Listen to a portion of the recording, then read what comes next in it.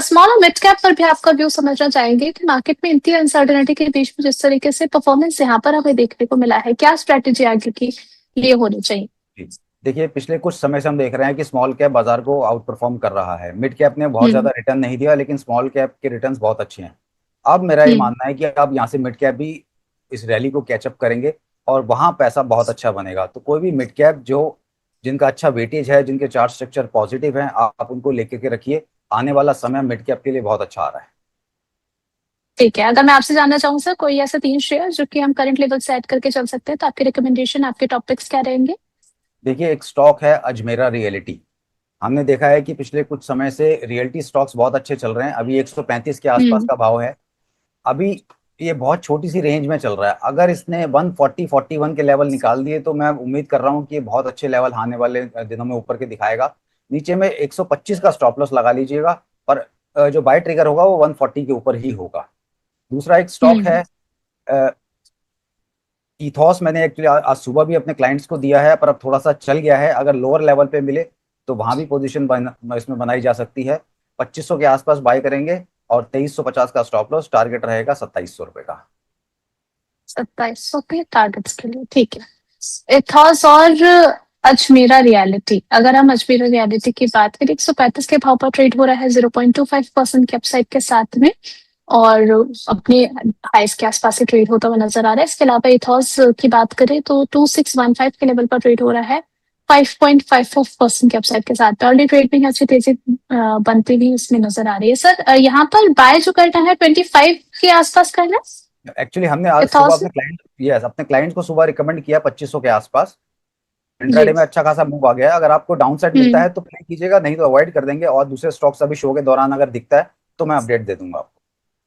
चलिए ठीक है, तब तक के लिए यहाँ पर भी नजर बना करके रखने की सलाह आपको दी गई है। इसके अलावा आईटी स्पेस की तरफ चल लेते हैं। यहाँ पर जो आज तेजी कुछ देखने को मिल रही है, यहाँ पर 1% के अपसाइड के साथ में 28,268 के लेवल पर ट्रेड हो रहा है। राजेश सर, आपका व्यू क्या रहेगा आईटी को लेकर?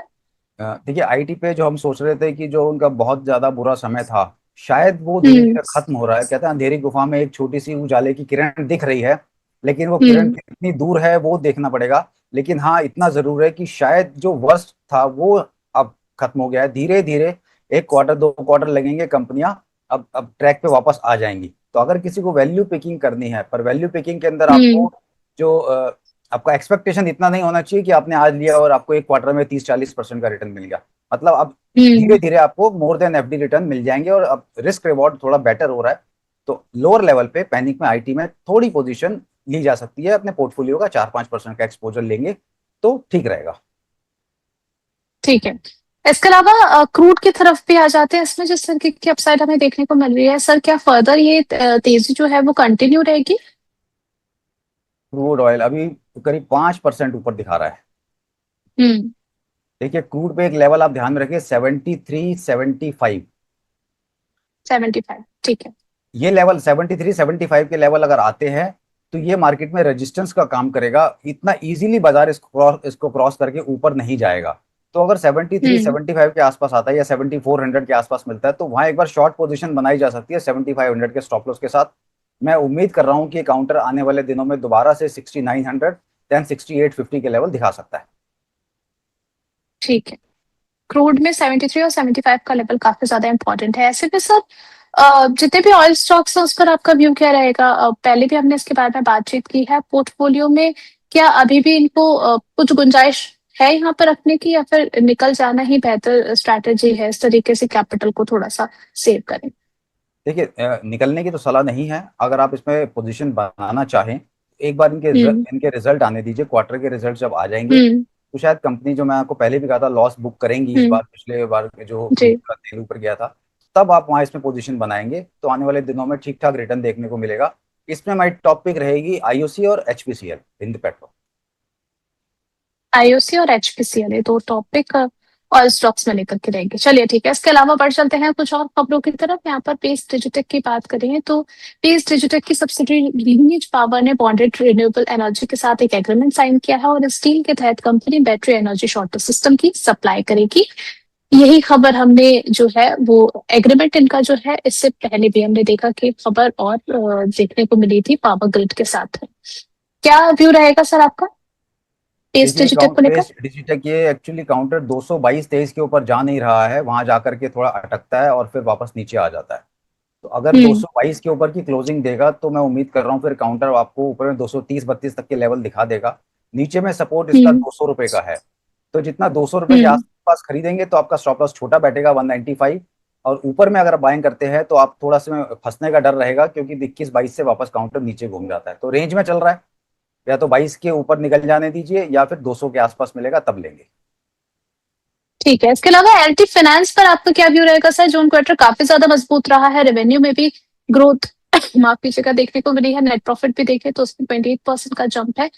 अर्ली ट्रेड भी देखिए 329 के लेवल पर ट्रेड हो रहा है 2.44% के अपसाइड के साथ में। हाँ देखिए, ये भी काउंटर अच्छा है, नो डाउट बहुत अच्छी इसने रैली दिखाई है। पर 340 रुपए के आसपास ये थोड़ा सा डिस्टेंस लेगा। और 340 रुपए अगर ये क्रॉस कर देता है तो ये रैली फर्दर आगे एक्सटेंड हो सकती है। हम्म अभी किसी के पास पोजीशन है या वो बनाना चाहता है तो 310 रुपए के स्टॉप लॉस के साथ पोजीशन बना भी सकता है। 340 का पहला टारगेट होगा और 340 के बाद अपने पोजीशन को ट्रेल करते चलिए। और स्टॉप लॉस अपने जो आपका है उसको थोड़ा ऊपर कर लीजिए। अभी के लिए तीन हम्म सौ दस रुपए का स्टॉप लॉस और 340 के ऊपर फ्रेश बाय। ठीक है। इसके अलावा Adani energy, Adani green energy की बात करें तो इनकी ऑपरेशन कैपेसिटी 27% बढ़ करके 20,142 मेगावाट हो गई है। कंपनी ने पिछले एक साल में 4,327 मेगावाट नई कैपेसिटी जोड़ी है। जून क्वार्टर में 848 मेगावाट कैपेसिटी शुरू हुई, जबकि कावड़ा प्रोजेक्ट की बैटरी शॉर्टेज कैपेसिटी बढ़कर के 3,551 मेगावाट पर पहुंच गई है। अडानी ग्रीन एनर्जी की बात करें सर, 1656 के लेवल पर ट्रेड हो रहा है। आपका व्यू क्या रहेगा? पोर्टफोलियो में अगर ऐड करना है इन लेवल पे कर सकते हैं? देखिए 1590 का ऐसा लेवल होगा जिसके बाद रैली एक्सटेंड हो सकती है। हम्म लेकिन जिस तरह से चार्ट सेटअप बना हुआ है तो मुझे थोड़ा इसको देख के डर लग रहा है, क्योंकि ये ऐसा कुछ शो कर रहा है कि शायद यहाँ से प्रॉफिट बुकिंग आ जाए। क्योंकि जी। 4-5 हफ्तों से एक रेंज में ही चल रहा है। और जो मोमेंटम हम्म और जो मोमेंटम इंडिकेटर होते हैं वो थोड़े से कूल ऑफ होने लगे हैं, नीचे की तरफ आ रहे हैं।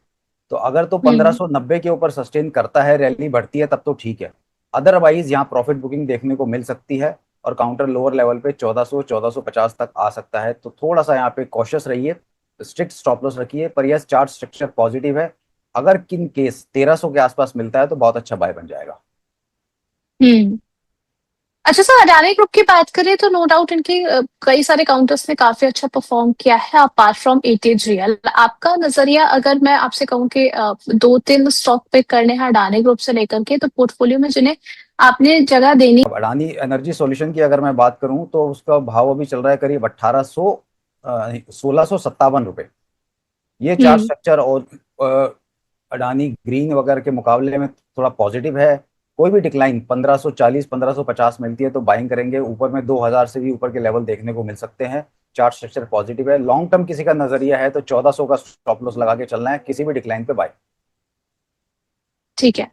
इसके अलावा एनएमडीसी की बात करें तो एनएमडीसी ने अपने आयरन ओर प्रोडक्शन का प्राइस रिवाइज किया है। नई कीमतें 10 जुलाई 2026 से लागू हो गई है। कंपनी ने एक्सचेंज फाइलिंग के जरिए इस बदलाव की जानकारी दी है। एनएमडीसी लॉन्ग टर्म परस्पेक्टिव से सर आपको कैसा लगता है? देखिए चार्ट स्ट्रक्चर तो बहुत ज्यादा पॉजिटिव नहीं है और ना ही ज्यादा इसमें मूव हम्म आता है।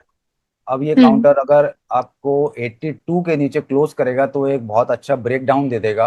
तो 82 का स्टॉप लॉस लगाइए। ऊपर में काउंटर 86 के ऊपर निकलेगा तो शायद हमें लगेगा कि अब इसका बॉटम बन गया है और ये रिवर्सल तैयार है। फिर वो अगला टारगेट 90 रुपए का होगा। 90 के ऊपर क्लोजिंग आने का मतलब ब्रेकआउट।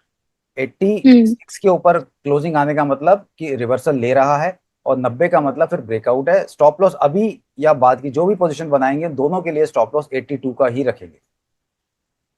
82 का स्टॉप लॉस इंपॉर्टेंट है। चलिए ठीक है।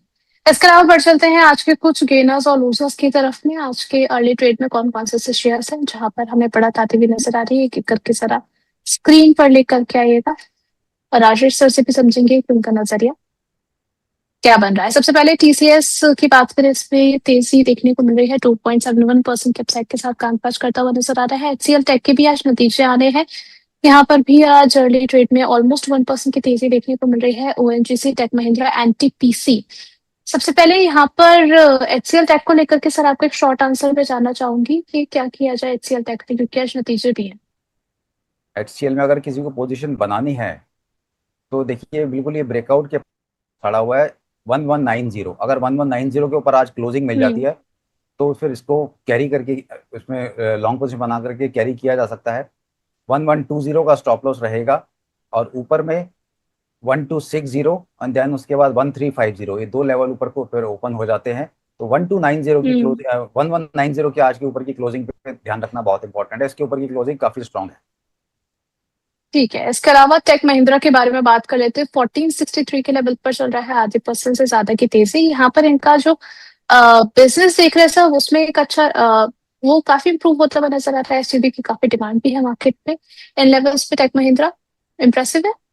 सेम इसका चार्ट पैटर्न भी HCL टेक की तरह है कुछ कुछ, क्योंकि ये भी बिल्कुल अपने ब्रेकआउट जोन के पास खड़ा है। 1480, 1480 के हम्म। ऊपर की क्लोजिंग आएगी तो इसको कंटिन्यू टू होल्ड। अगला लेवल इसमें आएगा 1520 और 1520 के बाद फिर लेवल निकल के आता है 1590।